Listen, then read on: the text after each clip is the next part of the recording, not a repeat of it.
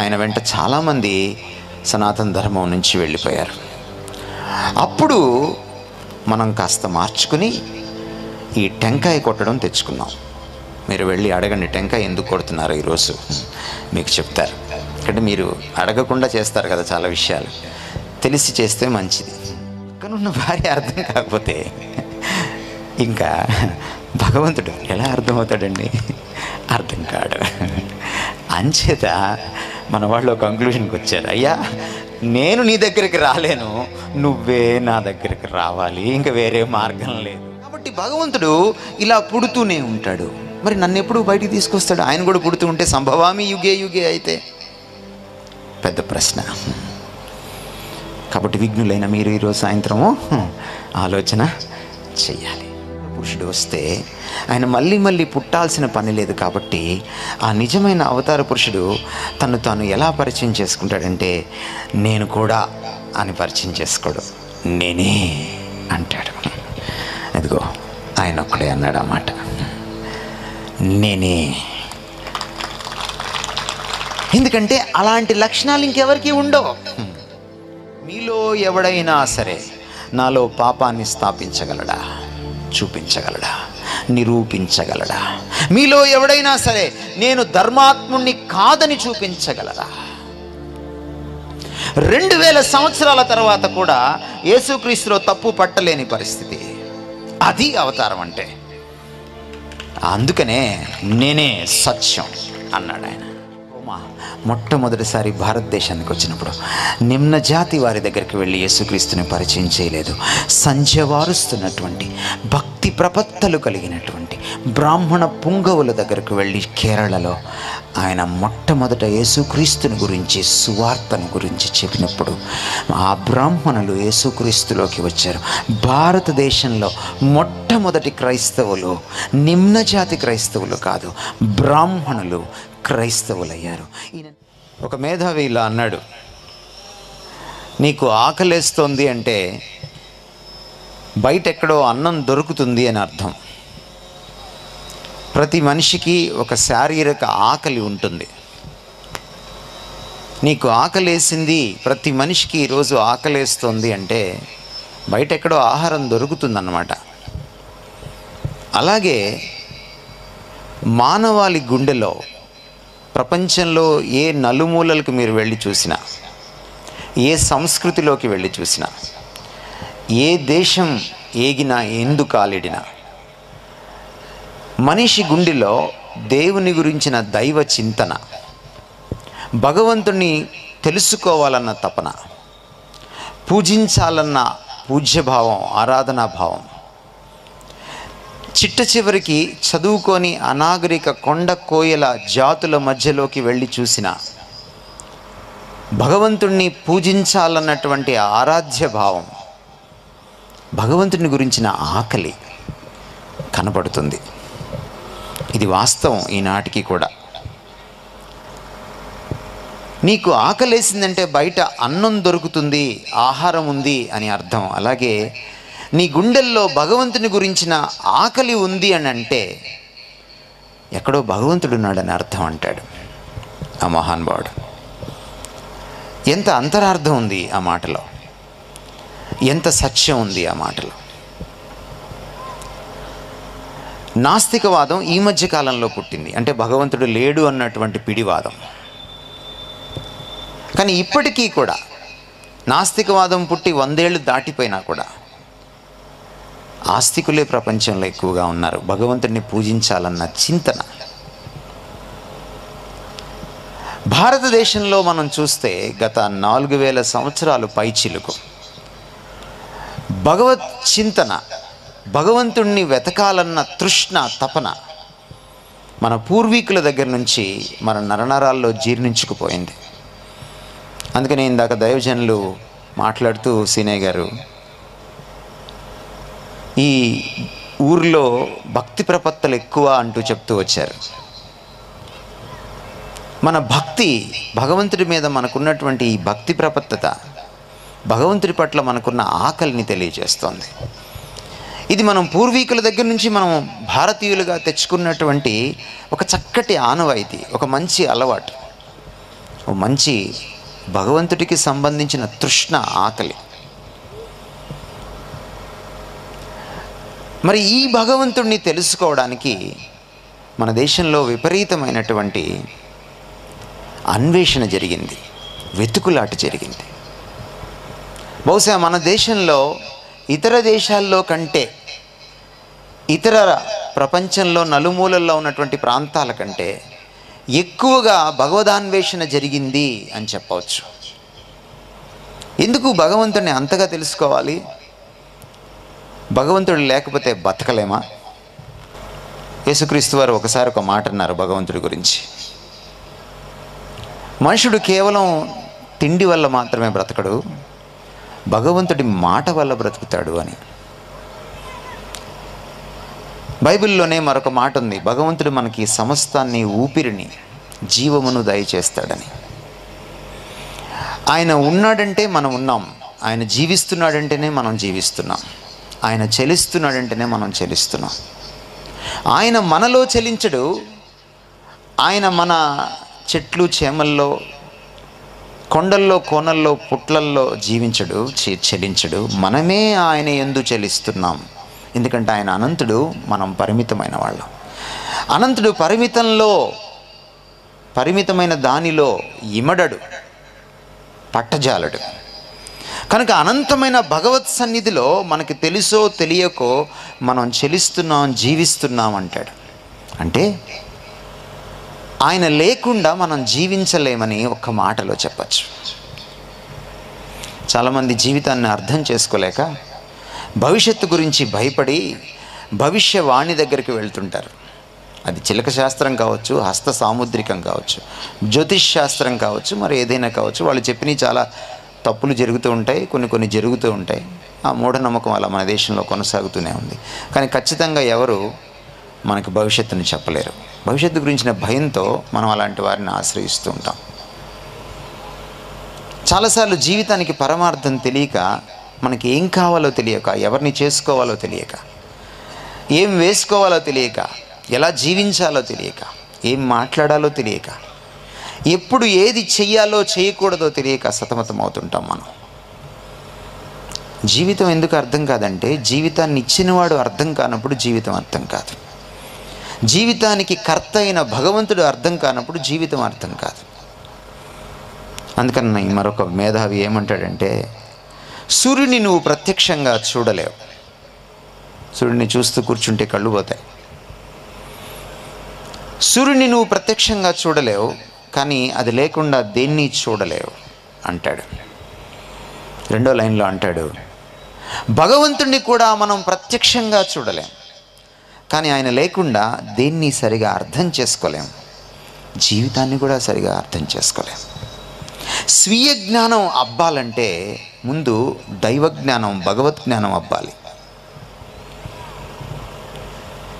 అందుకనే ఆ భగవంతుడిని చేరుకోవడానికి మన పూర్వీకులు చేయని ప్రయత్నం లేదు.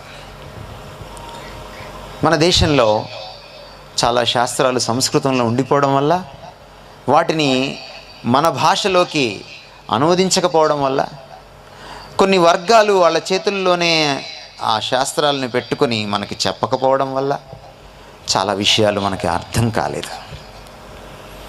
భగవంతుని గురించి మన పూర్వీకులు చేసిన అన్వేషణలో ఏం కనుక్కున్నారు, ఎక్కడ చేతులు ఎత్తేశారు, ఎక్కడ ఆస్వాదించారు, ఆనందించారు, ఎక్కడ అయోమయంలో పడ్డారు, ఎక్కడ ప్రశ్నలు లేవనెత్తారు, ఆ ప్రశ్నలకు జవాబులు దొరికాయా లేదా మనకి చేరలేదు. మన శాస్త్రాలు రాసి కొన్ని వేల సంవత్సరాలైనా, వేదాలు రాసి దాదాపు 4000 సంవత్సరాలైనా ఆ సారాంశం ఇంకా మనకి అందనే లేదు. అంచేత ఈరోజు మీకు కొన్ని విషయాలు నేను చెప్పాలనుకుంటున్నాను. నేను చెప్పిన విషయాలు మీరు అపనంగా స్వీకరించాల్సిన పనేం లేదు. మీరు వెళ్ళి ఇవి కరెక్టో కాదో, తప్పో ఒప్పో పరిశోధించి, అన్వేషించి, తరచి పరిశీలించి తెలుసుకుని సత్యమైతే మాత్రమే మీరు అంగీకరించవచ్చు. బలవంతమేం లేదు. కానీ తృణీకరించాలన్నా, అంగీకరించాలన్నా మొదట వినాలి. కాబట్టి మీరు కొద్దిపాటి సమయం నా మాటలు వింటారని నేను ఆశిస్తున్నాను. ఈ భగవంతుణ్ణి తెలుసుకోవడానికి మన దేశంలో అనేక మార్గాల్ని అన్వేషించారు. మొదటి మార్గం కర్మ మార్గం. వేదాల కాలంలోనే కర్మ మార్గాన్ని ఆశ్రయించారు. ఇప్పటికీ కూడా మనం యజ్ఞయాగాదులు, కర్మకాండలు చేస్తూనే ఉన్నాం. కర్మ మార్గంలో ఉన్నటువంటి సూత్రం ఏమిటంటే, నీవు ఒక మంచి పని ద్వారా నీవు చేస్తున్నటువంటి చెడ్డ పనుల్ని యొక్క అకౌంట్ని కొట్టేసుకోవచ్చు. మనకి చిన్నప్పుడు మనం ఇప్పుడు హై స్కూల్లో మాట్లాడుకుంటున్నాం. హై స్కూల్లో మనకి గణిత శాస్త్రం నేర్పిస్తారు లెక్కల మాస్టర్. ఒక గీత గీసి పైన ఒక సంఖ్య, కింద ఒక సంఖ్య వేస్తారు. లవము హారం అంటాం. పైన కింద సమానంగా వేసామనుకోండి, కొట్టేసుకోవచ్చు. అలా కొట్టేయచ్చు అనుకున్నారు. అంటే మనిషి తాను చేసిన పాపాన్ని వదిలించుకోవడానికి కొన్ని మంచి పనులు చేస్తే ఈ చెడ్డ పనుల తాలూకా అకౌంట్ దేవుడు కొట్టేస్తాడు అని మన పూర్వీకులు భావించారు. అలా భావించడం వల్ల వేదాల కాలంలోనే 6 రకాల యజ్ఞయాగాదులు చేశారు. మీరు చెప్తే కొన్నిసార్లు మరి మీకు తెలియకపోవడం వల్ల ఆశ్చర్యపోవచ్చు. వినండి, తర్వాత వెళ్ళి పరిశోధన చేసుకోండి. కనీసం ఈ 6 రకాల యజ్ఞయాగాదుల్లో మనం చూస్తే కర్మకాండలు మంచి సత్క్రియల ద్వారా, సత్కర్మ ద్వారా భగవంతుణ్ణి ప్రసన్నం చేసుకుని ఆయనకు దగ్గరగా చేరాలని, ఆయన్ని అందుకోవాలని, ఆయనలో లీనమవ్వాలని, ఆయనతో సంబంధం ఏర్పరచుకోవాలన్న తపన కనపడుతుంది మన పూర్వీకుల్లో. ఏమిటి యజ్ఞయాగాదులు అని మనం చూస్తే, గోమేధయాగం. మేధ అంటే చంపడం. గోవుల్ని బలి ఇచ్చేవాళ్ళు. ఇప్పుడు వద్దంటున్నారు, కానీ మీరు శాస్త్రాలు చదివితే బలి ఇచ్చేవాళ్ళు భగవంతుణ్ణి ప్రసన్నం చేసుకోవడానికి. అశ్వమేధయాగం అంటే గుర్రాలను బలి ఇచ్చేవాళ్ళు భగవంతుని ప్రసన్నం చేసుకోవడానికి. బలి ఇచ్చినప్పుడల్లా రక్త తర్పణం జరుగుతుంది. అలాగే అజామేధయాగం అంటే మేకలను బలి ఇచ్చేవాళ్ళు. తర్వాత పురుషమేధయాగం అంటే అహాన్ని బలి ఇచ్చేవాళ్ళు. కొన్ని అనాగరిక జాతుల్లో మన దేశంలో మనుషుల్ని కూడా బలి ఇచ్చిన సందర్భాలు ఉన్నాయి. నేటికి కూడా అడపాదడప మనం చెవి చూస్తూనే ఉన్నాం, వింటూనే ఉన్నాం. ఆ మూల ఈ మూల అరుదుగా జరిగినప్పటికీ కూడా. వాజిపేయము, రాజసూయం అనే యాగాలు కూడా జరిగాయి. ఈ యజ్ఞయాగాదులన్నింటిలో వెనక భావన ఏమిటంటే, పవిత్రమైన రక్త తర్పణం భగవత్ సన్నిధిలో జరిగితే ఆ పవిత్రమైన రక్తం మన పాపాల్ని కడుగుతుంది. సో సత్కర్మ, ఇది సత్కర్మ, మంచి పని. ఈ మంచి పనిని మనం భగవత్ సన్నిధిలో చేస్తే మనం చేసిన చెడ్డ పనుల తాలూకు అకౌంట్ కొట్టేస్తాడు భగవంతుడు. మనం మోక్షానికి వెళ్ళడానికి మన పాపం ఇక అడ్డు రాదు అన్నది ఆలోచన. ఇలా కొంతకాలం, వందల సంవత్సరాలు జరిగిన తర్వాత కూడా మన వాళ్ళకి నిజంగా పాపాలు పోతాయా అనే ప్రశ్నకు ఖచ్చితమైన, నిశ్చితమైనటువంటి ఒక సూటిగా సమాధానం దొరుకుతుందా అంటే దొరకలేదు. అప్పుడు వాళ్ళు కంక్లూజన్కి వచ్చారు, కర్మకాండల ద్వారా మనకు మోక్షం దొరకదు.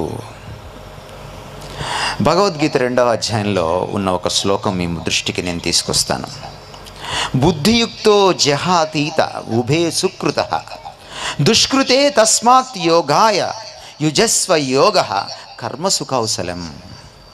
అంటే అంతిమ వాస్తవమైన భగవంతుణ్ణి మనం సాక్షాత్కరించుకోవాలంటే జ్ఞాన సాధనే తప్ప ఈ సత్కర్మల ద్వారా దుష్కర్మను అంటే మంచి పనుల ద్వారా చెడ్డ పనులను కొట్టివేసుకోలేము. జీవాత్మకు మోక్షం ప్రసాదించే విషయంలో భగవంతుడు సత్కర్మనైనా దుష్కర్మనైనా తన సన్నిధానంలో అంగీకరించడు అని దాని అర్థం. కాబట్టి కర్మ మార్గాన్ని ఆశ్రయించి ఎంతో కాలం భగవంతుణ్ణి అన్వేషించి ఆ మార్గం గుండా కర్మ మార్గం గుండా భగవంతుణ్ణి చేరుకోవాలన్న ప్రయత్నము పరిపూర్ణంగా సఫలమవుతుంది అన్నటువంటి నిశ్చితాభిప్రాయానికి మన వాళ్ళు రాలేకపోయారు. అలాంటి సమయంలోనే గౌతమ బుద్ధుడు, సిద్ధార్థుడు బోధి చెట్టు కింద కూర్చొని జ్ఞానాన్ని పొందినవాడిగా బుద్ధుడిగా పేరుగాంచి మన మతం నుంచి, సనాతన మతం నుంచి పక్కకు వెళ్ళి సొంత మతాన్ని పెట్టుకున్నాడు. బౌద్ధ మతం అన్నాం దాన్ని. బౌద్ధ మతంలో ఆయన ఏం చేశాడంటే మొట్టమొదట అసలు ఈ హింసను నేను ఖండిస్తున్నాను అన్నాడు. జీవహింస చెయ్యకూడదు అంటే అశ్వమేధం, అశ్వాల్ని చంపడం, అజామేధం, మేకల్ని చంపడం, గోమేధం, గోవుల్ని చంపడం, ఇటువంటి రక్తాన్ని చిందించేటువంటి కార్యక్రమాలకి స్వస్తి చెప్పాలి అని పక్కకు వెళ్ళిపోయాడు. ఆయన వెంట చాలామంది సనాతన ధర్మం నుంచి వెళ్ళిపోయారు. అప్పుడు మనం కాస్త మార్చుకుని ఈ టెంకాయ కొట్టడం తెచ్చుకున్నాం. మీరు వెళ్ళి అడగండి, టెంకాయ ఎందుకు కొడుతున్నారు ఈరోజు, మీకు చెప్తారు. ఎందుకంటే మీరు అడగకుండా చేస్తారు కదా, చాలా విషయాలు తెలిసి చేస్తే మంచిది. మనం ఇంట్లో ఏదైనా కొబ్బరి లౌజులు చేసుకోవాలంటే టెంకాయ కొడతాం, నీళ్లు పట్టుకుంటాం, ఒక గిన్నెలో తాగుతాం కూడా టెంకాయ నీళ్ళు, చలవనుకుంటాం. దాంట్లో చాలా మంచి లవణాలు ఉంటాయి, ఆరోగ్యానికి మంచిది. కానీ భగవత్ సన్నిధిలో కొట్టే టెంకాయ మనం తాకం, మనం కొట్టాం. ఆయన గారే కొడతారు. అక్కడ ఒక వేరే ఆయన ఉంటారు, పూజారి గారు. ఆ గర్భగుడిలోకి మనం వెళ్ళాం, ఎందుకంటే వెళ్ళడానికి లేదు, శాస్త్రం ఒప్పుకోదు. కొట్టిన తర్వాత ఆ నీళ్లు గిన్నెలో పట్టరు, అక్కడే దాన్ని తర్పణం చేస్తారు. ఎందుకు చేస్తారు దాన్ని? అర్పణం ఎందుకు చేస్తారు? రక్తానికి బదులు ఒక స్వచ్ఛమైనటువంటి ద్రావకాన్ని అక్కడ పోయాలి. స్వచ్ఛమైన ద్రావకం ఎక్కడ దొరుకుతుంది? ఈరోజు నీళ్లు కూడా కొనుక్కోవాల్సి వస్తుంది. మరి ఏం చేయాలి? ప్రకృతి నుంచే స్వచ్ఛమైనటువంటి దాన్ని అక్కడ భగవత్ అర్పణం చేయాలి. అంచేత కొబ్బరి నీళ్లను మనం తాకకుండా ఆ పూజారి గారే తాకుతూ ఆ భగవంతుడి సన్నిధిలో దాన్ని ప్రోక్షిస్తారు. తత్ఫలితంగా రక్తతర్పణం జరిగినట్టు లెక్క. అంటే జీవహింసకు బదులు ఒక కాయం తీసుకొచ్చి దాన్ని అక్కడ అర్పణం చేస్తున్నాం అన్నమాట. అలా వచ్చింది. మొదట్లో కొబ్బరికాయ కొట్టడం, టెంకాయ కొట్టడం లేదు. సో కర్మ ద్వారా, మంచి క్రియల ద్వారా భగవంతుణ్ణి చేరుకోవాలన్న ప్రయత్నం ఫలించలేదు. అప్పుడు జ్ఞాన మార్గాన్ని అన్వేషించారు. ఇది రెండవ మార్గం. జ్ఞాన మార్గం అంటే ఏమిటి? కాస్త ఊరికి దూరంగా వెళ్ళిపోయి, కుటుంబానికి దూరంగా వెళ్ళిపోయి, బ్రహ్మచర్యం, గృహస్థం వీటన్నిటినీ పక్కన పెట్టి భగవంతుడి సన్నిధిలో ఏకాకిగా కూర్చొని ధ్యానించాలి. అలా ధ్యానించగా తపస్సు చేయగా భగవంతుడి జ్ఞానము నీకు ఒక అతీతమైన, ప్రకృతి అతీతమైన రీతిలో, నీకు అర్థం కాని రీతిలో నీకు అబ్బుతుంది. ఈ విధంగా తపస్సు ద్వారా భగవద్ జ్ఞానాన్ని సంపాదిస్తూ ఆ భగవత్ జ్ఞానం ద్వారా భగవంతుణ్ణి ఆత్మలో సాక్షాత్కరించుకోవాలి, ప్రత్యక్షపరచుకోవాలి, ఆయన్ని ఆత్మనేత్రాలతో చూడాలి అన్నది భావన, ఆలోచన. అలా ధ్యాన మార్గం పుట్టింది. యోగా, పతంజలి, ఎంతోమంది గురువులు పుట్టిపోయాక కూడా, ఎన్నో ఆశ్రమాలు వెలిశాక కూడా ఇదమిద్దంగా ఖచ్చితంగా భగవంతుణ్ణి తెలుసుకున్న పరిస్థితి ఏర్పడలేదు. ఒకవేళ భగవంతుని గురించి తెలుసుకొని ఉంటే, ఇంత రీసెర్చ్ జరిగాక, ఇంత పరిశోధన జరిగాక భిన్నాభిప్రాయాలు ఉండవు మన దేశంలో. చూడండి, చందమామ గురించి మనకెవరికి భిన్నాభిప్రాయాలు లేవు. అందరూ దాన్ని చూసే చందమామ అంటున్నారు, అంతేనా? సూర్యుడి గురించి ఎవరికి భిన్నాభిప్రాయాలు లేవు, అందరూ దాన్ని చూసి సూర్యుడనే అంటున్నారు. మరి భగవంతుడి గురించిన భిన్నాభిప్రాయాలు ఎందుకున్నాయి? ఎందుకంటే ఎవరి అభిప్రాయానికి వాళ్ళు వచ్చేశారు.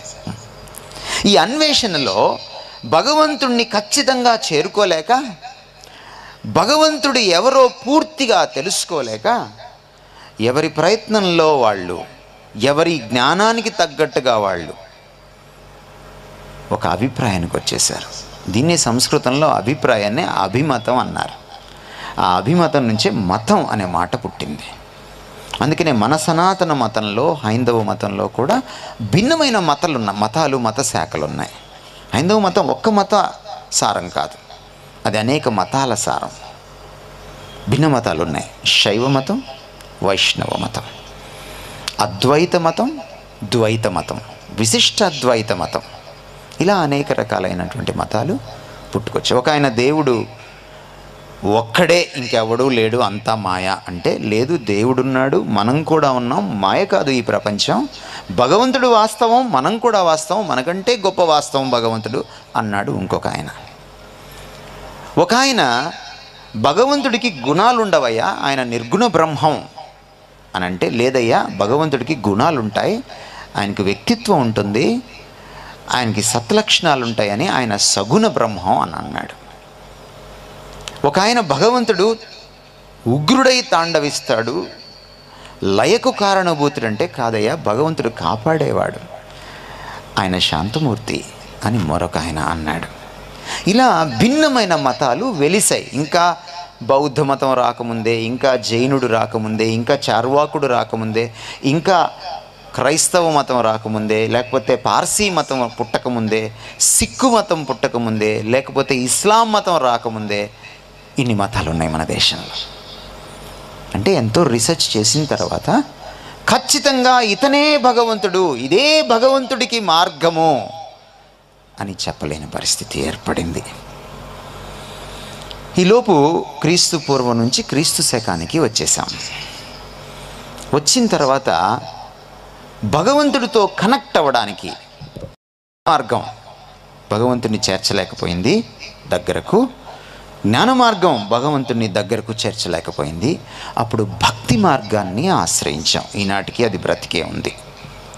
ఈ భక్తి మార్గంలో ఏం చేశామంటే, ఆ ఎక్కడో దూరాన కూర్చున్న భగవంతుణ్ణి చేరుకోలేను కనుక, ఆయన ఎలా ఉంటాడో నాకు తెలియదు కనుక, నేనే ఒక బొమ్మ ఊహించుకొని నేను పెట్టుకుంటాను అని నేనే ఒక బొమ్మను పెట్టుకుని, ఆ బొమ్మను భగవంతుని ప్రతిరూపంగా భావిస్తూ నేను ఆరాధనలో, పూజలో మునిగిపోయి భక్తి ప్రపత్తలలో మునిగిపోవడం, భక్తి పారవస్యంలో మునిగిపోవడం. అలా భజన ద్వారా, పూజలు పునస్కారాల ద్వారా, వ్రతాలు నోముల ద్వారా భగవంతుణ్ణి సేవించాలని భావించాం. ఈనాటికి కూడా మనం అనేక మందిని పూజించుకుంటూ ఉన్నాం. ఇదంతా కూడా కర్మ మార్గం, జ్ఞాన మార్గం, భక్తి మార్గం మనలో భగవంతుడి పట్ల ఉన్నటువంటి విపరీతమైన తృష్ణను తెలియజేస్తుంది. భగవంతుడికి ఒక మంచి లక్షణం ఉంది. ఆయనకున్న లక్షణాలన్నీ మంచివే ఆ మాటకు వస్తే. ఏమిటంటే, భగవంతుని గురించిన చింతన ఎవరికి ఉంటుందో వారిని ఆయన ఇష్టపడతాడు. అందుకే భారతీయుల్ని భగవంతుడు ఇష్టపడతాడు. భారతీయులకి భగవత్ చింతన ఎక్కువ, భక్తి శ్రద్ధలు ఎక్కువ. అందుకనే మీలాంటి వాళ్ళతో మాట్లాడడానికి నేను వచ్చాను. నా తోటి భారతీయులంటే నాకు గర్వం, గౌరవం. ఇన్ని మార్గాలు అన్వేషించాక కూడా 21వ శతాబ్దానికి చేరిన తర్వాత కూడా ఖచ్చితంగా ఈయనే భగవంతుడు అనడానికి వీల్లేని పరిస్థితి వచ్చింది. మరి జ్ఞాన మార్గం, నిజంగా జ్ఞాన సాధన ద్వారా భగవంతుడు దొరికాడా అని చూస్తే భగవద్గీత 11వ అధ్యాయంలోనే జవాబు మనకి దొరుకుతుంది. ఏమనుందంటే భగవద్గీత 11వ అధ్యాయం 53వ శ్లోకంలో, నా అహం నా వేదేరా, నా తపస నా ధనేన, నా సేజ్యాయ శక్య ఏవం విధో దృష్టం దృష్టవం అసి మాయంతః అంటే వేదాలు చదవడం వల్ల కానీ, నియమనిష్టలు పాటించడం వల్ల కానీ, దాన ధర్మాలు చేయడం వల్ల కానీ, యజ్ఞ యాగాల వల్ల కానీ నీవు నన్ను అంటే భగవంతుణ్ణి దర్శించుకోలేవు. అంటే కర్మ మార్గం ద్వారా నువ్వు భగవంతుని దర్శించుకోలేవు. జ్ఞాన మార్గం వేదాలు చదవడం వల్ల కానీ నువ్వు భగవంతుని దర్శించుకోలేవు. లేక నిష్టలు పాటించి భక్తి ప్రపత్తులను ప్రదర్శించడం వల్ల కానీ భక్తి మార్గం ద్వారా కూడా నువ్వు భగవంతుని సాక్షాత్కరించుకోలేవు. ఎందుకలాగా? దానికి నేను ముగించకముందు మీకు జవాబు చెప్తాను. అప్పుడు మన పూర్వీకులు ఒక విషయాన్ని గుర్తించారు. అల్లంత దూరాన ఉన్న భగవంతుణ్ణి చేరుకోవడానికి ఎందుకు సాధ్యం కాదు అన్న ప్రశ్న పుట్టింది. ఎందుకంటే భగవంతుడు అనంతుడు కనుక. అనంతమైన భగవంతుణ్ణి పరిమితమైన మానవుడు, అతను ఎంత తపోనిష్ట గలవాడైనా సరే, అతను ఎంత గొప్పవాడైనా సరే అక్కడికి చేరలేడు. ఎందుకంటే భగవంతుడు అనంతుడు. అనంతమైన భగవంతుణ్ణి పరిమితమైన మానవుడు ఎన్నటికీ ఎంత స్వయం కృషి చేసినా, తలక్రిందులుగా తపస్సు చేసినా, శీర్షాసనాలు వేసినా ఆయన్ను చేరుకోలేడు అనే అర్థమైంది. చాలాసార్లు పెళ్ళైన వాళ్ళకి అర్థమయ్యేటువంటి విషయం ఏమిటంటే, భార్య అర్థం కాదు చాలాసార్లు పెళ్ళైన వాళ్ళకి. ఎందుకు కొన్నిసార్లు అలా ప్రవర్తిస్తుందో అర్థం కాదు. పాపం మొదట్లో పిచ్చెక్కుతుంది, ఆ తర్వాత పిచ్చి అలవాటైపోతుంది, సెటిల్ అయిపోతాడు. అందుకని ఏమన్నామంటే బ్రహ్మచర్యం తర్వాత గృహస్థాశ్రమం, ఆ తర్వాత వానప్రస్థాశ్రమం అన్నాం అన్నమాట. వానప్రస్థాశ్రమం అంటే తెలుసా మీకు? పాపం సన్యాసి అవ్వడు ఇంకా, కానీ ఇంట్లోనే ఉంటూ సన్యాసిగా ఉంటాడు అన్నమాట. అది వానప్రస్థాశ్రమం అంటే. ఎందుకంటే పాపం భార్య అప్పటికే అర్థం కాని పదార్థం అయిపోతుంది. పక్కనున్న భార్య అర్థం కాకపోతే ఇంకా భగవంతుడు ఎలా అర్థమవుతాడండి? అర్థం కాడు. అంచేత మన వాళ్ళు ఒక కంక్లూషన్కి వచ్చారు, అయ్యా నేను నీ దగ్గరికి రాలేను, నువ్వే నా దగ్గరికి రావాలి, ఇంకా వేరే మార్గం లేదు. త్రాహిమాం కృపయా దేవా శరణాగత వత్సలే అన్యదా శరణం నాస్తి. నీ శరణు చొచ్చాను దేవా, కృప చూపించి నన్ను రక్షించరావా. త్రాహిమాం అంటే రక్షించు, నన్ను రక్షించడానికి దిగి రావా, నాకు వేరే మార్గం లేదు, అన్యదా వేరే అన్య శరణం నాకు లేదు, నీవే నా శరణం అని ఆక్రోశించారు మన పూర్వీకులు. మన ధర్మశాస్త్రం 2వ అధ్యాయం చదివితే ఈ శ్లోకం మీకు కనపడుతుంది. అప్పుడు అవతార పురుషులు వచ్చారు, గురువులు పోయారు, మళ్ళీ అవతార పురుషులు వచ్చారు. అవతార పురుషులు వచ్చి నేనే మార్గము అని చూపించుకోవడానికి ప్రయత్నం చేశారు. అయితే అవతార పురుషులతో కొన్ని సమస్యలు వచ్చాయి. ఏమిటంటే వాళ్ళకి కొన్ని బలహీనతలు ఉన్నాయి. వాళ్ళు వచ్చి మనలాగానే సంసార జీవితంలో చిక్కుకుపోయారు. మోక్షం అంటే ఏమిటి? మన శాస్త్రం ప్రకారం పునరపి జననం పునరపి మరణం అన్నారు. అంటే మళ్ళీ పుడతావు, మళ్ళీ చస్తావు. మళ్ళీ ఎందుకు చస్తావు? మళ్ళీ పుట్టడానికే చస్తావు, అంతే. ఇది ఒక చక్రం. ఈ చక్రంలో నువ్వు ఇరుక్కుపోతావు. దీన్ని సంసార చక్రం అన్నారు. సంసార చక్రం అంటే పెళ్ళికి సంబంధించింది కాదు, అది పెళ్లి కాని వాళ్ళు కూడా ఆ చక్రంలో ఉంటారు. సంసారం అంటే సంస్కృతంలో లోకం అని. ఈ లోకంలో చిక్కుకుపోయావు నువ్వు. పుట్టిన ప్రతి ప్రాణి గిట్టక మానదు, గిట్టిన ప్రతి ప్రాణి మళ్ళీ పుట్టక మానదు. జాతస్య మరణం ధ్రువం అన్నారు. అంటే జాతస్యం అంటే పుట్టడం, జాతక చక్రం ఆ మాటలోంచే వచ్చింది. ఎప్పుడైతే నువ్వు పుట్టావో మళ్ళీ చావడం ఖాయం, ధ్రువం, అది ఖచ్చితం జరుగుతుంది. ఎందుకు చేస్తావు? నువ్వు చేసినటువంటి పాపాల వల్ల చేస్తావు. మళ్ళీ చచ్చిన తర్వాత మరి ఏం చేయాలి? నీ పాపాల అకౌంట్ ఎంత పెద్దదంటే నీ జీవితం కంటే పెద్దది. కాబట్టి నువ్వేం చేయాలి? నెక్స్ట్ జన్మలో ఈ అకౌంట్ క్యారీ ఫార్వర్డ్ అవుద్ది. మీరు 199 రూపాయలు పెట్టి సెల్ ఫోన్ రీఛార్జ్ చేసుకుంటే పాపం మీకు మిగిలిపోయినటువంటి అమౌంట్ నెక్స్ట్ మంత్లో క్యారీ ఫార్వర్డ్ అవ్వదు. కానీ మీ పాపాలు ఉన్నాయి చూశారు, అవి మాత్రం నెక్స్ట్ జన్మలోకి క్యారీ ఫార్వర్డ్ అయిపోతాయి. అది పరిస్థితి. ఇప్పుడు నెక్స్ట్ జన్మ ఇంకా దుర్భరమైంది. ఈ జన్మలో పాపం, పోయిన జన్మలో పాపం, ఆ నెక్స్ట్ జన్మ ఇంకా దుర్భరమైంది. పోయిన జన్మ 2 పాపాలు, 2 జన్మల పాపాలు, మళ్ళీ ఈ జన్మ పాపం. ఇలా లక్షల సంవత్సరాలు నువ్వు పుడుతూ చస్తూ ఉంటావు. దీన్ని సంసార చక్రం అన్నారు. దీని నుంచి విడుదల కలగడమే, అంటే మళ్ళీ పుట్టకుండా ఉండి విడుదల కలగడమే మోక్షం అన్నారు. అందుకని ఎవడైనా పాపం ఊబిలో కూరుకుపోతే పాపం వాడిని బయటికి తీయలేకపోతే వీడికి మోక్షం లేదు అంటారు. అంటే విడుదల లేదు అని అర్థం అన్నమాట. కాబట్టి పాపం జీవితం కంటే బలమైంది. అకౌంట్ పెరిగిపోతూ ఉంటుంది. సో ఈ అవతార పురుషుడు వచ్చి మనల్ని బయటికి లాగాలి. కానీ మీరు భగవద్గీత చదివితే పవిత్రాణాయ సాధూనాం అనేటువంటి చాలా ప్రఖ్యాత శ్లోకం మీరు చదివితే భగవంతుడు ఎలా పుడతాడు, ఎన్నిసార్లు పుడతాడని చూస్తే ఇలా భగవంతుడు అవతారం ఎత్తుతూనే ఉంటాడు. ఎన్నిసార్లు ఎత్తుతాడు? సంభవామి యుగే యుగే అన్నారు శ్లోకం చివరి లైన్లో. అంటే ఇది యుగ యుగాలు సంభవిస్తూనే ఉంటుంది. చివరికి ఆయన వచ్చి ఏమైపోయాడు? ఆయన కూడా మళ్ళీ సంసార చక్రంలో చిక్కుకుపోయాడు. మరి ఎన్ని అవతారాలు? 10 అవతారాలు సరిపోతాయా? సరిపోవు. మరి ఎన్ని అవతారాలు ఎత్తాలి? యుగ యుగాలు అవతారాలు ఎత్తుతున్న సంభవామి యుగే యుగే. మనకి ఎన్ని యుగాలు? 4 యుగాలు. 4వ యుగం తర్వాత వచ్చే యుగం ఏంటి? మళ్ళీ మొదటి యుగం వస్తుంది, అంటే చక్రం, కాలచక్రం. మళ్ళీ 2వ యుగం. ఇలా ఈ 4 యుగాలు మళ్ళీ తిరుగుతూనే ఉంటాయి. ఎన్ని సంవత్సరాలు మనకి? మీరు తెలుగు క్యాలెండర్ పంచాంగం చదివితే 60 సంవత్సరాలు మాత్రమే. 61వ సంవత్సరం లేదు, మళ్ళీ 1వ సంవత్సరం తిరిగి వస్తుంది కాలచక్రం. కాబట్టి భగవంతుడు ఇలా పుడుతూనే ఉంటాడు. మరి నన్ను ఎప్పుడు బయటికి తీసుకొస్తాడు? ఆయన కూడా పుడుతూ ఉంటే సంభవామి యుగే యుగే అయితే పెద్ద ప్రశ్న. కాబట్టి విఘ్నులైన మీరు ఈరోజు సాయంత్రము ఆలోచన చెయ్యాలి.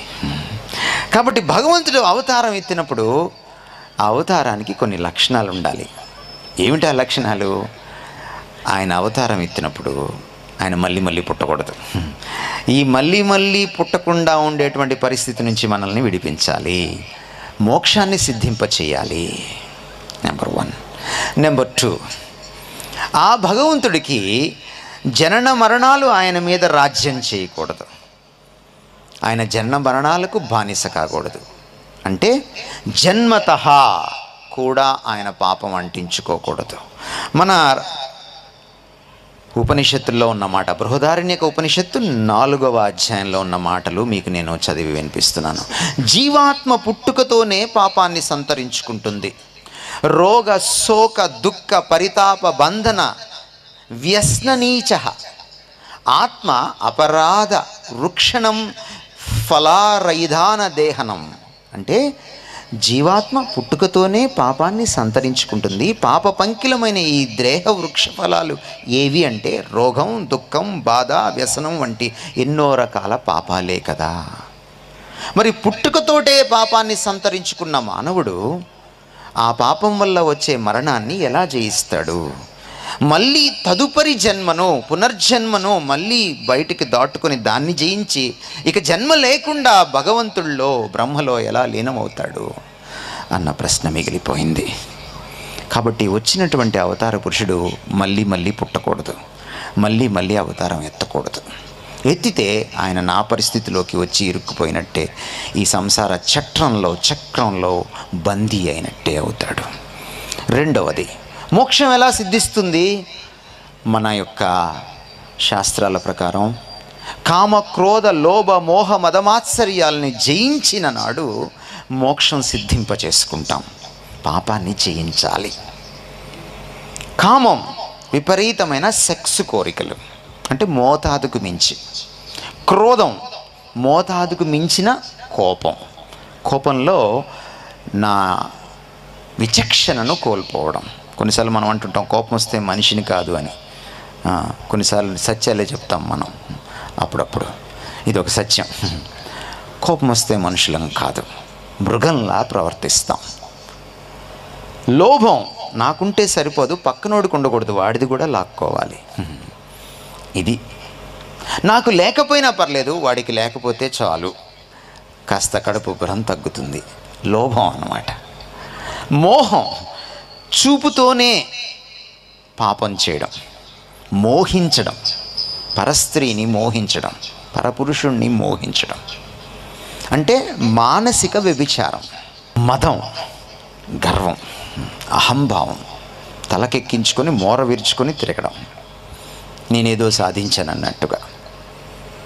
మత్సరం, పక్కన వాడిని చూసి అసూయపడ్డం, ఈర్ష్యాద్వేషాలు, ఇవన్నీ మనం జయించాలట.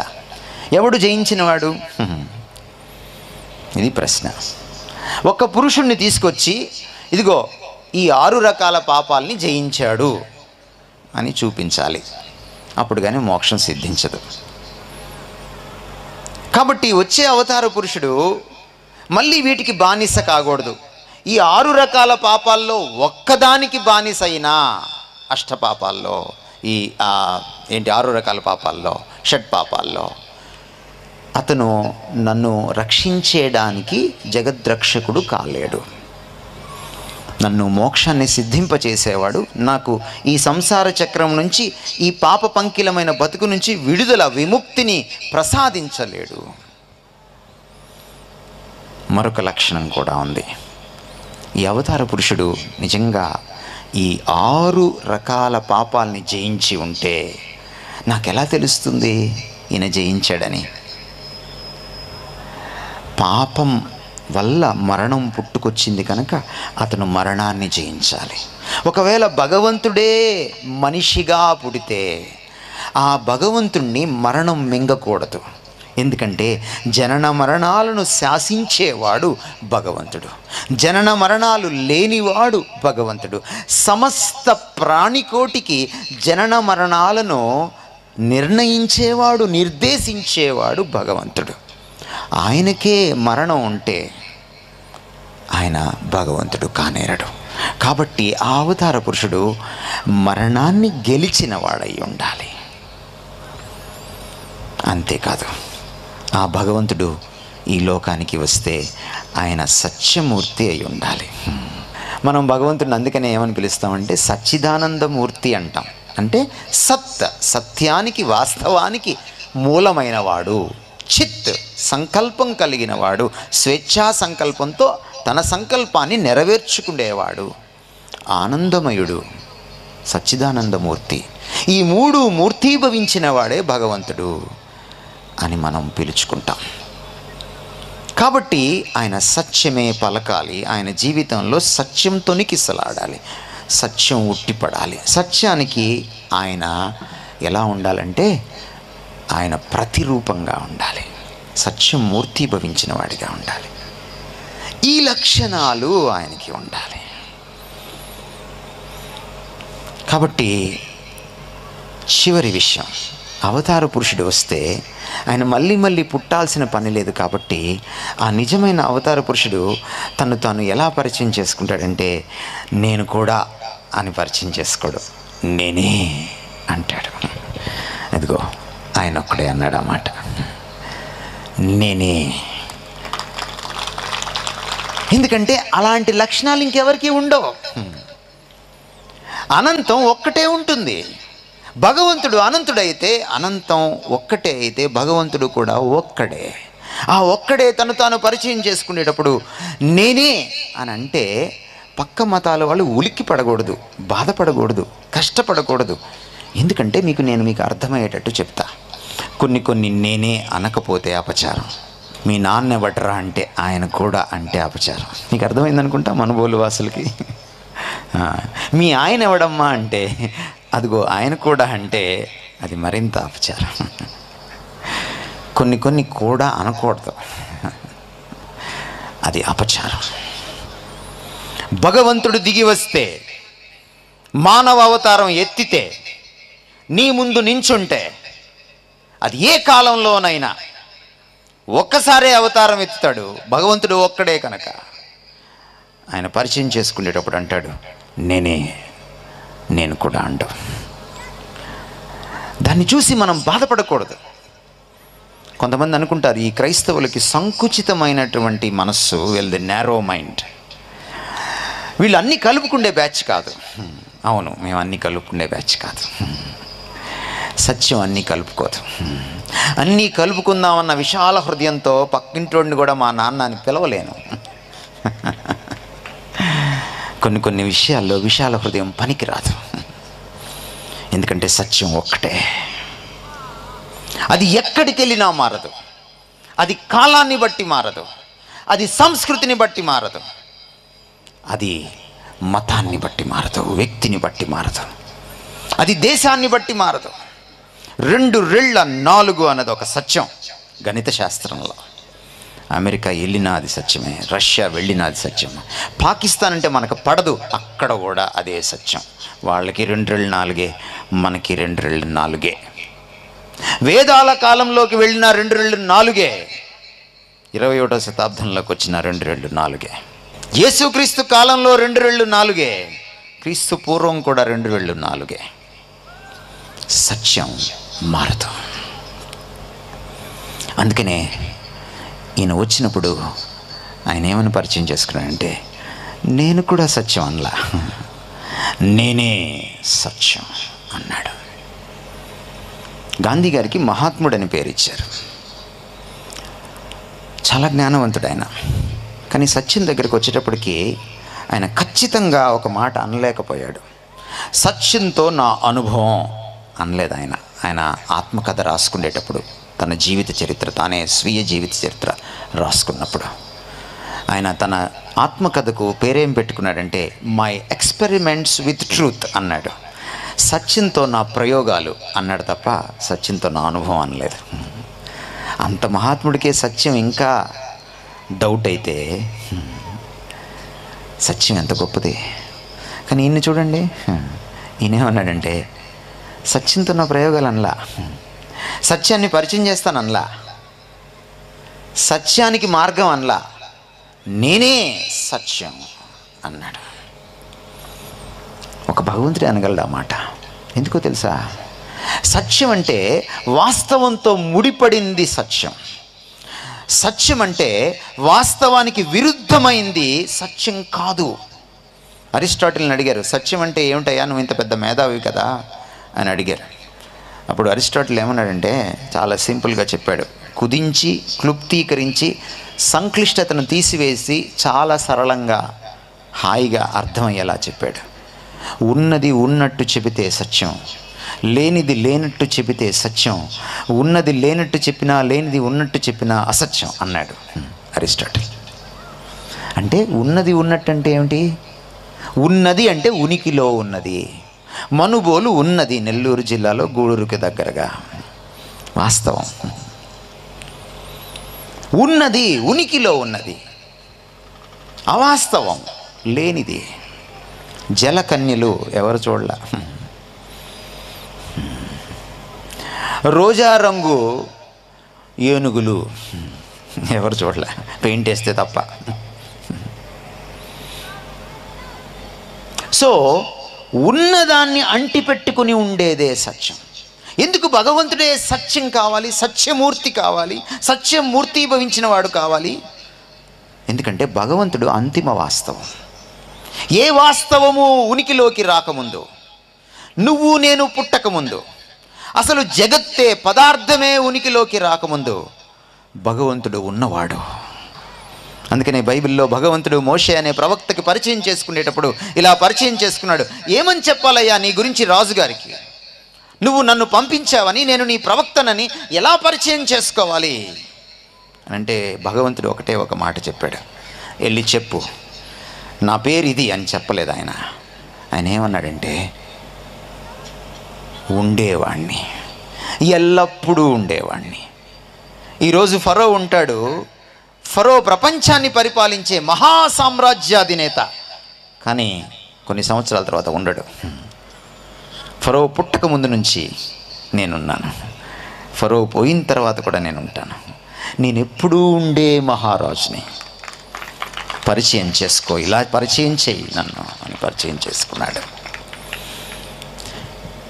దేవుడు అన్ని వాస్తవాలకు మూలమైన వాస్తవం. అందుకని యేసుక్రీస్తు వారి గురించి బైబిల్లో రాయబడిన మాట ఏమిటంటే, కలిగి ఉన్నదేది ఆయన లేకుండా కలుగలేదు, సమస్తమును ఆయన మూలముగా కలిగిన. ప్రపంచంలో ఏదైనా వాస్తవం ఉంది అంటే ఆ వాస్తవానికి ముందే ఉన్న వాస్తవం యేసుక్రీస్తు. ఈ యేసుక్రీస్తు అన్న అంతిమ వాస్తవం గుండా ద్వారా అన్ని వాస్తవాలు పుట్టుకొచ్చాయి అని యోహాను సువార్త 1:3 ఘోషిస్తోంది. అందుకని యేసుక్రీస్తు వచ్చినప్పుడు అన్నాడు, నేనే సత్యం. మనం ఈరోజు ధర్మం గురించి మాట్లాడుకుంటాం. ధర్మో రక్షతి రక్షితః. ధర్మాన్ని రక్షించు, అది నిన్ను రక్షిస్తుంది. మంచి మాట. ధర్మాన్ని మనం పాటించాలి. కానీ ప్రశ్న ఏమిటంటే, ధర్మం అంటే ఏమిటి? అది ఎక్కడి నుంచి పుడుతుంది? వ్యభిచారం మొన్నటిదాకా తప్పు, ఇప్పుడు తప్పు కాదు. ఏం ధర్మం ఇది? మీరు చెప్పండి. 497 అనే సెక్షన్ని కొట్టేసింది ఈ మధ్యకాలంలో సుప్రీంకోర్టు. మారుతుందా ధర్మం? అమ్మ, సుప్రీంకోర్టు కొట్టేసింది అని భర్తలు మొదలెట్టారనుకోండి, భార్యలు ఏమంటారు? భార్యలు మొదలెట్టారనుకోండి, భర్తలు ఏమంటారు? ఒప్పుకుంటారా? ధర్మానికి మూలం దేవుడు. అసలు ధర్మం ఏమిటో తెలియాలంటే దేవుడు ఏంటో తెలియాలి. ఎందుకంటే ధర్మం దేవునిలోంచి పుట్టుకొస్తుంది. దేవుడు అనంతుడు కాబట్టి మారనివాడు, ధర్మం కూడా మారదు. అనాది కాలం నుంచి నరహత్య నేరమే, దొంగతనం నేరమే, వ్యభిచారం నేరమే, అబద్ధం చెప్తే అది నేరమే. ధర్మం మారదు. అందుకనే ఆ భగవంతుడి దగ్గరకు వచ్చినప్పుడు ఆయన భగవంతుడిని ఎలా గుర్తించాలి? ఈయన అసలు సిసలు అవతారం అని ఎలా గుర్తించాలి? నేనే అని సత్యం అని చెప్పుకుంటే సరిపోతుందా? ఆయన జీవితంలో సత్యం మూర్తిభవించాలి, సత్యం తొణికిసలాడాలి, సత్యం ఉట్టిపడాలి, అసత్యం కనపడకూడదు. ధర్మానికి మూలకర్త అవ్వాలి. అందుకని యేసుక్రీస్తు వారు తన మిత్రుల ముందు కాదు, చాలామంది మిత్రులతో, పక్కన ఉన్న శిష్యులతో, చెంచాగాళ్లతో డబ్బాలు కొట్టించుకుంటూ ఉంటారు. ఈయన ఆ బ్యాచ్ కాదు.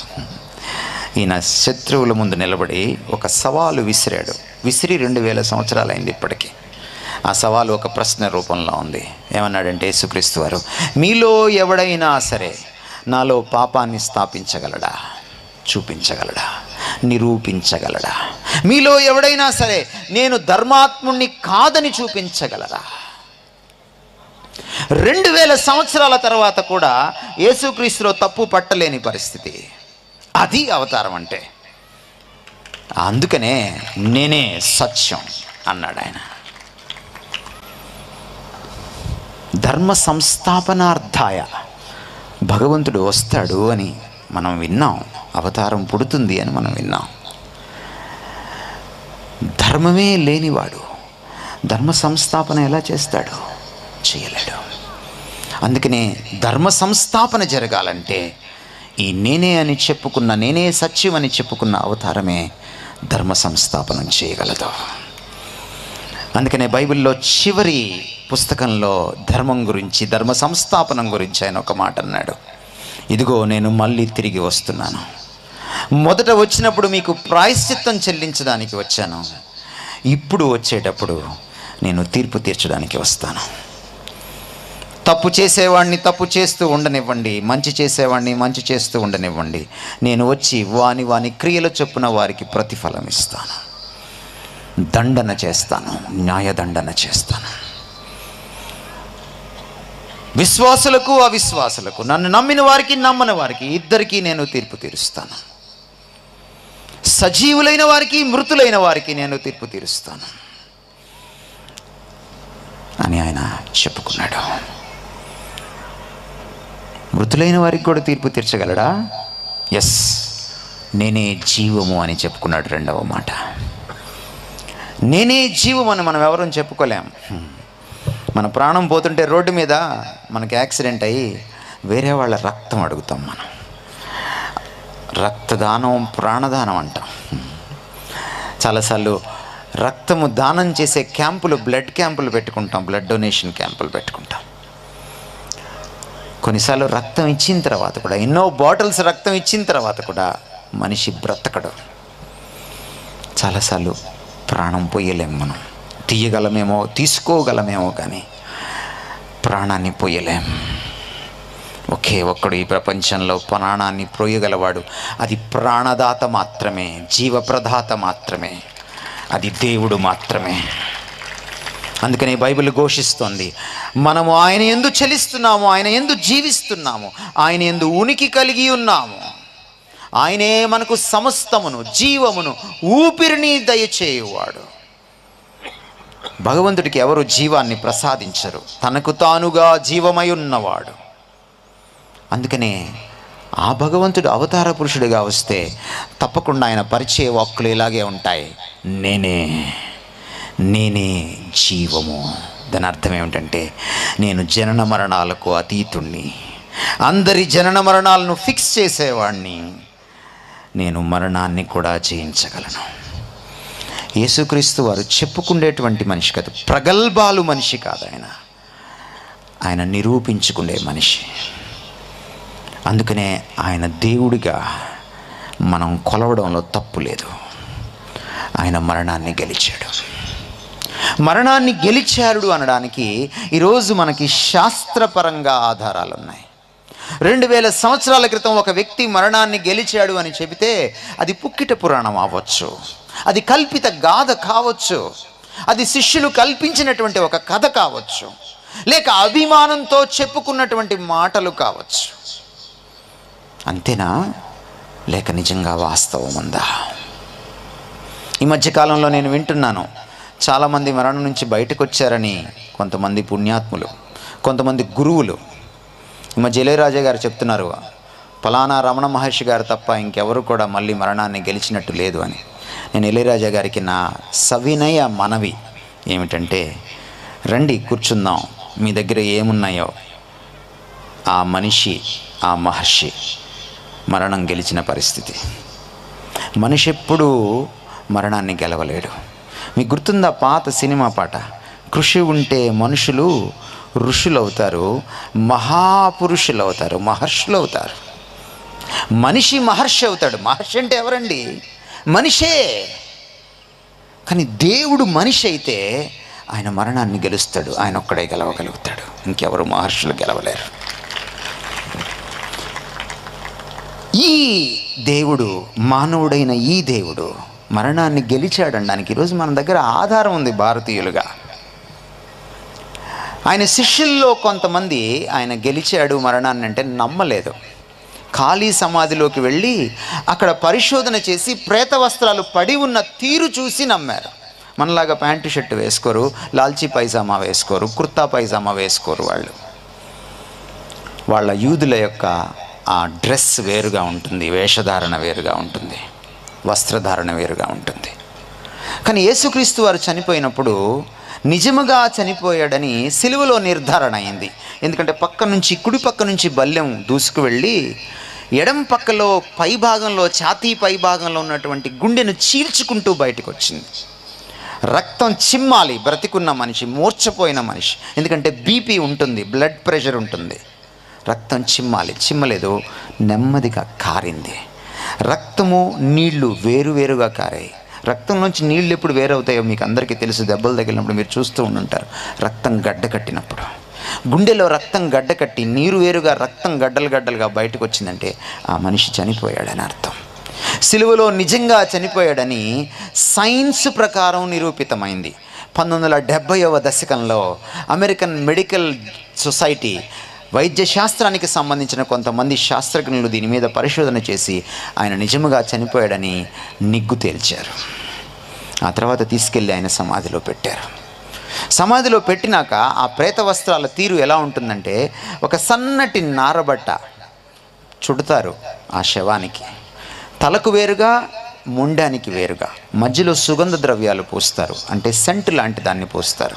అది పేస్ట్ లాగా ఉంటుంది. అది కొంతసేపటికి ఘనీభవిస్తుంది, గట్టి పడిపోతుంది ఆ పదార్థం. అంటే మనకి చెయ్యి విరిగినప్పుడు పిండి కట్టు వేస్తాడు డాక్టర్ గారు, అదేవిధంగా గట్టి పడిపోతుంది. ఆ తర్వాత రంపంతో కొయ్యాలి, కోస్తే కానీ చెయ్యి బయటికి రాదు, అలాంటి పదార్థం అది. కానీ యేసుక్రీస్తు వారు 3వ దినమున లేచినప్పుడు ఆ పడి ఉన్న తీరు ఎలా ఉందంటే, ఆ ప్రేత వస్త్రాలను కదిలించకుండా అలాగే ఉన్నాయి. వాటిని కోసినటువంటి ఆనవాళ్ళు లేవు. వాటిని చించినటువంటి ఆనవాళ్ళు లేవు, అవి పగిలిపోయినటువంటి ఆనవాళ్ళు లేవు. అది అలాగే ఉంది. అందులో ఉన్నటువంటి శరీరము బయటికి వచ్చేసింది. అప్పుడు అర్థమైంది కొంతమంది శిష్యులకి, ఈయన నిజంగా మహిమ శరీరంతో లేచాడు, అమృతతుల్యమైనటువంటి అమర్త్యమైన దేహంతో, మరణం లేని దేహంతో లేచాడు అని. కానీ ఒక శిష్యుడు నమ్మలేదు. ఆయన అన్నాడు, ఇది నాకు సరిపోదు, ఈ యొక్క సాక్ష్యాధారాలు, ఈ రుజువులు అన్నాడు. మరి ఏం కావాలి నీకు? నేను లేచిన యేసుక్రీస్తు గాయాల్లో వేలు పెడితే కానీ నేను నమ్మను అన్నాడు. కొంతకాలానికి మళ్ళీ ఈ శిష్యుడికి యేసుక్రీస్తు వారు మిగిలిన శిష్యుల యొక్క సమక్షంలోనే ప్రత్యక్షతం చేసుకున్నాడు. ఈ మృత్యుంజయుడైన యేసుక్రీస్తు, రా, నా గాయాల్లో వేలు పెడుదురా.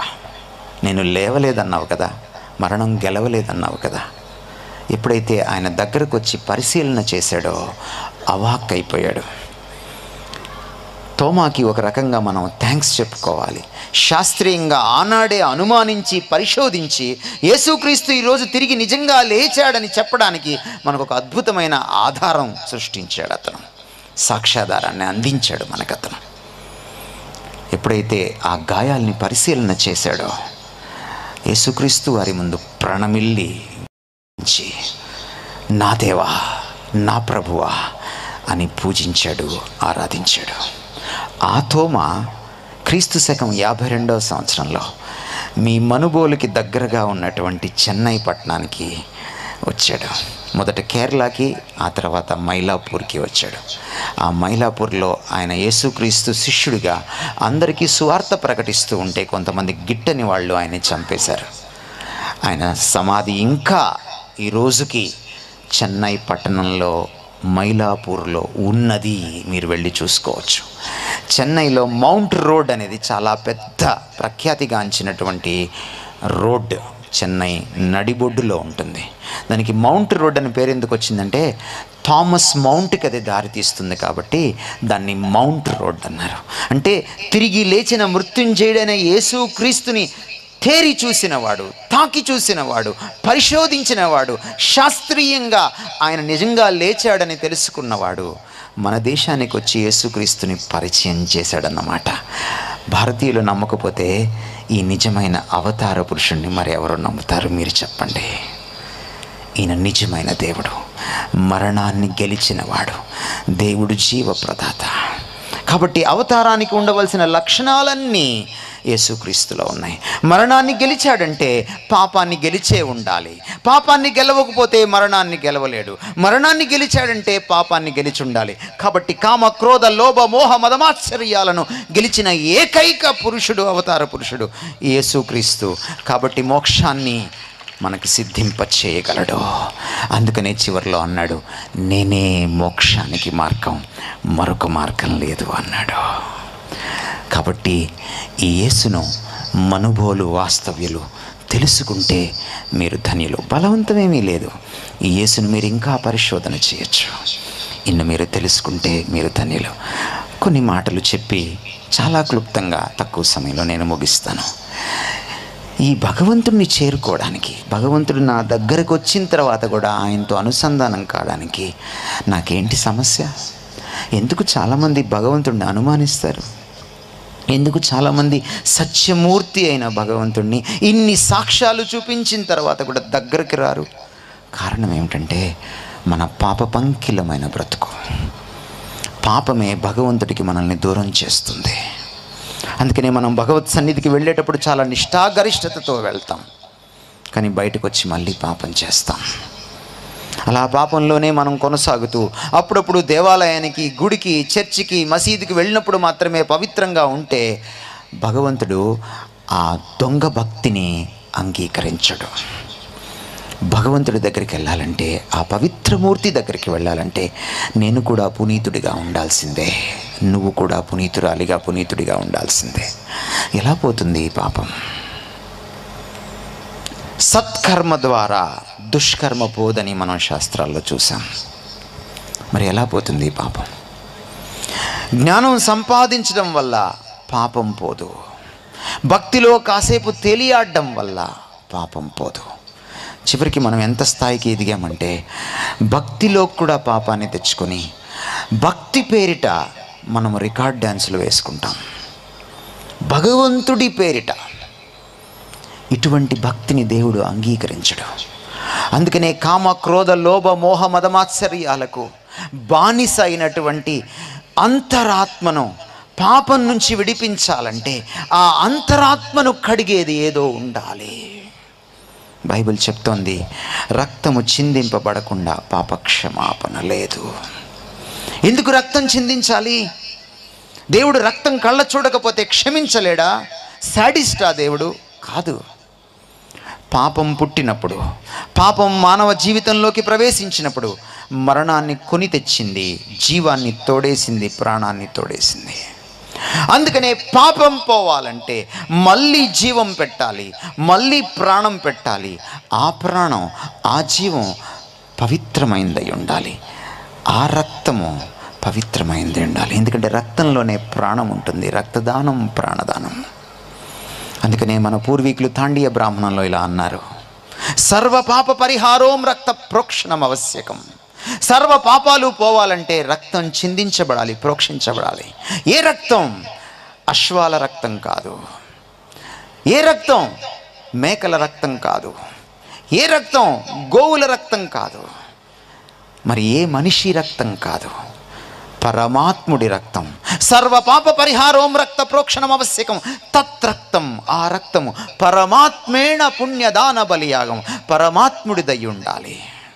గురువుగారు ప్రశ్న, పరమాత్ముడికి శరీరం ఉండదు కదా, రక్తం ఎలా చిందిస్తాడు? అందుకనేరా పరమాత్ముడు మనల్ని ఉద్ధరించడానికి శరీరాన్ని ధరించాలి, అవతార పురుషుడు అవ్వాలి. ఆ అవతార పురుషుడు తప్పు చేయకుండా జీవించాలి, మరణాన్ని గెలవాలి. అంటే పాపానికి ప్రాయశ్చిత్తం చెల్లించాలి. ఆ ప్రాయశ్చిత్తం వల్ల నా పాపం పోయిందని నాకెలా తెలుస్తుంది గురువుగారు? ఎలా తెలుస్తుందంటే ఆయన మరణం గెలిచినప్పుడు ఆయన పాపరహితుడని అర్థమవుతుంది. కాబట్టి ఆయన చిందించిన రక్తము నిన్ను నన్ను కడుగుతుంది. తత్రక్తం పరమాత్మేణ, దేవుడిదై ఉండాలి, అవతార పురుషుడిదై ఉండాలి. పుణ్య, అది పుణ్యమైందై ఉండాలి, పాపం లేనిదై ఉండాలి. దాన, బలవంతంగా చనిపోవడం కాదు, తనకు తానుగా చనిపోయిన వాడై ఉండాలి. బలియాగం అంటే తాను చేసిన తప్పుకి కాకుండా మరొకడికి తప్పుకి, మరొకడి పాపానికి బదులుగా మరొకటి స్థానంలో బలి పశువుగా చనిపోవాలి. అప్పుడే నాకు మోక్షం సిద్ధిస్తుంది. యేసుక్రీస్తులో ఈ లక్షణాలన్నీ నెరవేరాయి కనుక ఆయనే నిజమైన దేవుడు, ఆయనే నిజమైన జగద్రక్షకుడు. నువ్వు మనుబోల్లో ఉన్నా, నువ్వు మెసాచుసెట్స్లో ఉన్నా, లేకపోతే నువ్వు మెడ్రాస్లో ఉన్నా, మనందరికీ కూడా ఆయనే దేవుడు, ఆయనే సర్వ జగద్రక్షకుడు. ఏ అవతార పురుషుడు చంపడానికి వచ్చాడే తప్ప చనిపోవడానికి రాలేదు. ఏ అవతార పురుషుడు కూడా మన కోసం చనిపోవడానికి రాలేదు. అవతార పురుషులు వాళ్ళ జీవితంలో సమస్యలను పరిష్కరించుకోవడానికి యుద్ధాలు చేశారు. కానీ ఈ అవతార పురుషుడు మన జీవితంలోని కొరకరాని సమస్య అయిన పాపాన్ని, అంతకంటే మించిన సమస్య అయిన మరణాన్ని పారద్రోలడానికి, తీసివేయడానికి పాపంతో మరణంతో యుద్ధం చేసి గెలిచాడు. ఏ అవతార పురుషుడు దుష్ట శిక్షణ చేయడానికి వచ్చాడు తప్ప మరి దేనికి రాలేదు. ఈ అవతార పురుషుడు శిష్టుడు అన్నవాడు లేడు కాబట్టి, మంచివాడు ఎవడు మిగల్లేదు కాబట్టి, దుష్టుల్ని నాశనం చేస్తే అందరినీ నాశనం చేయాలి కాబట్టి, దుష్టుల్ని మంచివాళ్ళగా, శిష్టులుగా, పాపులను మంచివాళ్ళగా, పవిత్రులుగా చేయడానికి, దుష్ట శిక్షణకు బదులు దుష్ట రక్షణకు వచ్చిన ఏకైక అవతార పురుషుడు యేసుక్రీస్తు. అందుకనే నేనే అని చెప్పాడు. ఈయన లాంటి వాడు మరొకడు లేడు, ఉండబోడు, నభూతో నా భవిష్యత్. ఈయనను అంగీకరించిన వాడు దేవుణ్ణి అంగీకరించినట్టు, ఈయనతో అనుసంధానమైన వాడు దేవునితో అనుసంధానమైనట్టు, ఈయన్ను పొందినవాడు మోక్షాన్ని పొందినవాడు. ఈయన జీవప్రదాత కనుక ఈయన్ను పొందినవాడు జీవిత పరమార్థాన్ని అర్థం చేసుకున్నవాడు.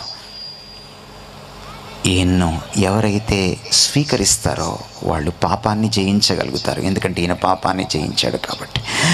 ఈయనను ఎవరైతే విశ్వసిస్తారో వాళ్ళు మరణం తర్వాత కూడా మృత్యోర్మామృతంగమయ, అమృతతుల్యమైనటువంటి మరణం లేనటువంటి ఆ ప్రపంచంలో దేవుడి సన్నిధిలో శాశ్వతంగా జీవిస్తారు. వాళ్ళు కూడా మరణాన్ని గెలిచి లేస్తారు. మరొక జన్మ ఇక అవసరం లేదు. మళ్ళీ శరీరంలో మరొక తల్లికి నువ్వు పుట్టనవసరం లేదు. ఈయనను నీ హృదయంలోకి పిలవడమే ఆధ్యాత్మిక పునర్జన్మ అని యేసుక్రీస్తు వారు చెప్తారు. ఇలాంటి ఆధ్యాత్మిక పునర్జన్మ, శారీరక పునర్జన్మ కాదు. ఈ జీవితంలో నువ్వు జీవించుతున్నప్పుడే ఆధ్యాత్మికంగా నువ్వు యేసుక్రీస్తును హృదయంలోకి పిలిచి ఆయన రక్తంలో నీ పాపాన్ని కడుక్కొని నీ పాపం గురించి పశ్చాత్తాపడి ఆయన శిలువ దగ్గరికి నువ్వు వస్తే నువ్వు నీ గుండెల్లో అంతరాత్మలో అంతఃకరణ శుద్ధితో ఆత్మపరంగా నువ్వు పునర్జన్మను పొందుతావు అని యేసుక్రీస్తు వారు యోహాను సువార్త 3వ అధ్యాయంలో సెలవిచ్చారు. కనుక ఈరోజు ఆయన మీకు ఆహ్వానం పలుకుతున్నారు. ఆయన ఎంత మర్యాదస్తుడంటే ఆయన దేవుడై ఉండి, సర్వాధికారి అయి ఉండి, నీకు నాకు సృష్టికర్త అయి ఉండి, అరవీర భయంకరుడైనటువంటి గొప్ప దేవుడై ఉండి కూడా మనలోకి చొచ్చుకు రాగలిగిన దేవుడై ఉండి కూడా మనల్ని జుట్టు పట్టుకొని తీసుకెళ్ళి స్వర్గంలో పడవేయగలిగిన దేవుడై ఉండి కూడా మనల్ని ఒక్క మాట చేత తన వశం చేసుకోగలిగిన దేవుడై ఉండి కూడా ఎంత మర్యాదస్తుడంటే ఆయన అంటాడు చివరి పుస్తకంలో 66వ పుస్తకంలో బైబిల్ గ్రంథంలో, ఇదిగో నేను నీ హృదయం తలుపు బయట నుంచుని తలుపు తట్టుచున్నాను. మీరెవరైనా నా స్వరము విని తలుపు తీస్తేనే నేను లోపలికి వస్తాను. ఒకసారి మీరు నన్ను ప్రేమపూర్వకంగా, హృదయపూర్వకంగా, మనఃపూర్వకంగా నన్ను మీ హృదయంలోకి, జీవితంలోకి ఆహ్వానిస్తే, నేను ఒక్కసారి లోపలికి వస్తే మళ్ళీ మిమ్మల్ని విడిచిపెట్టను. ఎన్నటెన్నటికీ మీకు దేవుడిగా మాత్రమే కాదు, మిమ్మల్ని పాపం నుంచి విముక్తి చేసే రక్షకుడిగా మాత్రమే కాదు, మీ స్నేహితుడిగా కూడా నేను జీవిస్తాను. మీకు ఒక స్నేహితుడిగా, అత్యంత ఆంతరంగిక స్నేహితుడిగా, నీ ఆత్మకు దగ్గరగా, అంతరాత్మకు దగ్గరగా ఉన్న ఆత్మీయుడైన స్నేహితుడిగా నేను నీ గుండెల్లో జీవిస్తాను. అయితే నువ్వు తలుపు తీస్తేనే లోపలికి వస్తాను, బలవంతంగా ఎవరిని నేను మార్చను అని ఈయన సెలవిచ్చారు. ఈ మర్యాదస్తుడైన, నీ స్వేచ్ఛను గౌరవించే ఈ దేవుణ్ణి నువ్వు స్వేచ్ఛగా ఈరోజు గుండెల్లోకి పిలిస్తే, స్వేచ్ఛగా ఆయన పాదాల దగ్గరికి వచ్చి నీ పాపాన్ని ఒప్పుకుంటే, ఆయన శిలువ రక్తంలో స్వేచ్ఛగా నీకు ఇష్టపూర్వకంగా కడుక్కుంటే నువ్వు ఆయన బిడ్డవవుతావు, ఆయన కుమారుడు అవుతావు, ఆయన కుమార్తె అవుతావు, ఆయన పుత్రుడివి, పుత్రిక అవుతావు. బ్రాహ్మణుడంటే దేవుడి పుత్రుడు అని, బ్రహ్మపుత్రుడు అని అర్థం. యేసుక్రీస్తు సర్వ కులాలను, సర్వ మతాలను మీకు ఇష్టమైతే ఈ రాత్రికే బ్రాహ్మణులుగా మార్చగలడు, దేవుడి పుత్రులుగా, పుత్రికలుగా మార్చగలడు. ఇది యేసుక్రీస్తు వారి గొప్పతనం. అందుకనే తోమా మొట్టమొదటిసారి భారతదేశానికి వచ్చినప్పుడు నిమ్న జాతి వారి దగ్గరికి వెళ్ళి యేసుక్రీస్తుని పరిచయం చేయలేదు. సంధ్యవారుస్తున్నటువంటి, భక్తి ప్రపత్తలు కలిగినటువంటి బ్రాహ్మణ పుంగవుల దగ్గరకు వెళ్ళి కేరళలో ఆయన మొట్టమొదట యేసుక్రీస్తుని గురించి, సువార్తను గురించి చెప్పినప్పుడు ఆ బ్రాహ్మణులు యేసుక్రీస్తులోకి వచ్చారు. భారతదేశంలో మొట్టమొదటి క్రైస్తవులు నిమ్న జాతి క్రైస్తవులు కాదు, బ్రాహ్మణులు క్రైస్తవులయ్యారు. ఈయన నిమ్న జాతి దేవుడు కాదు, ఈయన అగ్రగణ్యుడైన దేవుడు. అగ్రకులాలకు, అన్ని కులాలకు ఈయనే దేవుడు, అందరికీ ఈయన దేవుడు. ఈయన అందరిలాంటి వాడు కాదు, అందరిలో చేరేవాడు కాదు, అందరికీ అతీతుడైన దేవుడు. కానీ అందరికీ అందుబాటులో ఉన్నటువంటి, అందరికీ మోక్షాన్ని ఇవ్వడానికి సిద్ధంగా ఉన్నటువంటి, అందరినీ ప్రేమించిన, అందరి కోసం సిలువలో చనిపోయిన, అందరి కోసం రక్తం కార్చిన, అందరినీ మోక్షాన్ని చేర్చడానికి మరణాన్ని గెలిచినటువంటి మనందరి దేవుడు. అయితే ఈయన నీ దేవుడు ఎప్పుడవుతాడంటే నువ్వు నీకు నువ్వుగా ఆయనకు నీ జీవితాన్ని సమర్పించుకున్నప్పుడు. స్వేచ్ఛ నీది, నిర్ణయం నీది. ఆయన చేయవలసిందంతా చేసి వేశాడు, నిర్ణయం నీదే. మీరు తలలు వంచితే మనం ప్రార్థన చేసుకుందాం.